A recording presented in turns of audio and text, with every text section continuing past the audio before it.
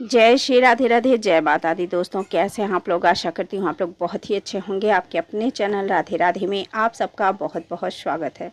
दोस्तों, मार्च महीने का अंतिम प्रदोष व्रत कब है? इस दिन अनंग त्रयोदशी का भी संयोग, जाने तारीख, मुहूर्त और पूजा विधि भी। दोस्तों, मार्च महीने का अंतिम प्रदोष व्रत सोमवार को पड़ रहा है। ऐसे में इसे सोम प्रदोष व्रत कहा जाता है। इसी दिन अनंग त्रयोदशी का भी संयोग बन रहा है। चैत्र मास की शुक्ल पक्ष की त्रयोदशी तिथि पर अनंग त्रयोदशी का व्रत किया जाता है। इस संयोग में व्रत करने वाले से भगवान शिव की कृपा प्राप्त होती है। करने वाले को भगवान शिव की कृपा प्राप्त हो सकती है और साथ ही दाम्पत्य जीवन सुखद बना रहता है। दोस्तों, हर महीने में शुक्ल और कृष्ण पक्ष की त्रयोदशी तिथि पर प्रदोष व्रत किया जाता है। वहीं मार्च के महीने का अंतिम प्रदोष व्रत सोमवार के दिन पड़ने से इसे सोम प्रदोष व्रत कहा जाएगा। इस दिन भगवान शिव की पूजा करने का विधान है।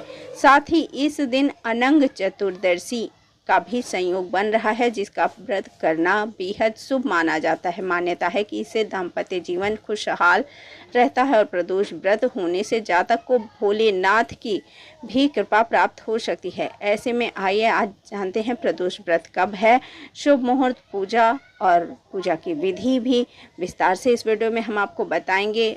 आप लोग ध्यान से सुनिएगा, क्योंकि भगवान भोलेनाथ बहुत ही भोले हैं। इनकी पूजा मन से की जाए तो भोलेनाथ सब कुछ दे सकते हैं। मार्च महीने का अंतिम प्रदोष व्रत 2026 कब है? पंचांग के अनुसार चैत्र मास के शुक्ल पक्ष की त्रयोदशी तिथि का आरंभ 30 मार्च सोमवार को सुबह 7:10 पर होगा। वहीं अगले दिन यानी 31 मार्च मंगलवार के दिन सुबह 6:57 पर त्रयोदशी तिथि समाप्त हो जाएगी। शास्त्रों में प्रदोष व्रत की पूजा प्रदोष काल में करने का विधान बताया गया है। ऐसे में 30 मार्च के दिन प्रदोष काल पड़ने से इसी दिन सोम प्रदोष व्रत किया जाएगा। साथ ही त्रयोदशी तिथि 30 तारीख को पूरे दिन व्याप्त रहने से अनंग त्रयोदशी का संयोग भी इसी दिन बनेगा। सोम प्रदोष व्रत और अनंग त्रयोदशी पूजा का शुभ मुहूर्त। शास्त्रों में प्रदोष व्रत और त्रयोदशी तिथि की पूजा का सबसे उत्तम समय प्रदोष काल बताया गया है।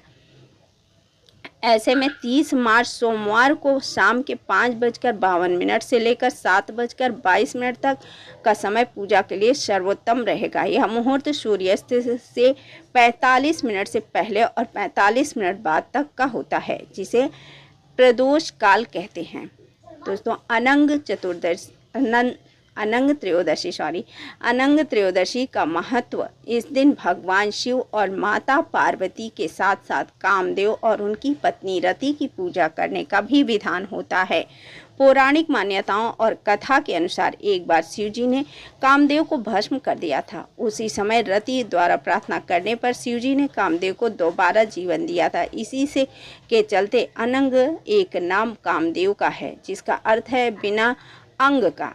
मान्यता है कि अनंग त्रयोदशी का व्रत करने से वैवाहिक जीवन में आ रही समस्याएं कम होने लगती हैं और पति पत्नी के बीच प्रेम बढ़ता है। सोम प्रदोष व्रत पूजा विधि। प्रदोष व्रत या त्रयोदशी का व्रत करने वालों को इस दिन सुबह जल्दी उठकर स्नान आदि करने के इसके बाद साफ वस्त्र धारण करने चाहिए। अपने हाथ में थोड़े से चावल, अक्षत लेकर, जो कि चावल को ही अक्षत बोलते हैं, तो अक्षत लेकर, पुष्प लेकर व्रत का संकल्प करें और सुबह के समय भगवान शिव की विधि विधान से पूजा अर्चना करें। प्रदोष और त्रयोदशी का व्रत पूरे दिन रखें और साथ ही इस दौरान महामृत्युंजय मंत्र का जाप करना बेहद शुभ माना जाता है। इसके लिए रुद्राक्ष की माला का प्रयोग करें। इस दिन प्रदोष काल में पूजा करना सबसे उत्तम माना जाता है। ऐसे में शाम को शुभ मुहूर्त में शिवलिंग का पंचामृत से स्नान कराएं। पंचामृत यानी कि दही, दूध, शहद, शक्कर और गंगा जल से अभिषेक करें। साथ ही भगवान शिव का 21 बेलपत्र भी अवश्य अर्पित करें। बेलपत्र पे आप तिलक कर सकते हैं, उसमें चंदन, कुमकुम, रोड़ी कुछ भी आप लगा सकते हैं और साथ में ही या आप उसमें राम राम लिख के बेलपत्र अर्पित कर सकते हैं।